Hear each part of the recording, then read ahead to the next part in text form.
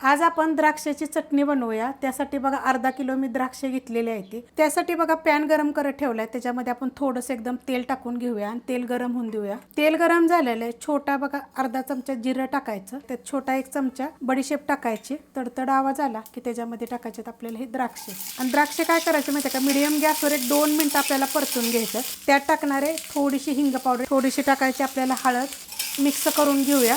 त्यात टाकायचे आपल्याला चवीनुसार मीठ, मिक्स करून घेऊया। मिक्स करून घेतलेला आहे बघा। गॅस करणारे आहे बारीक आणि आपल्याला ह्याच्यावर आपलं ठेवायचे झाकण 5 ते 7 मिनिट।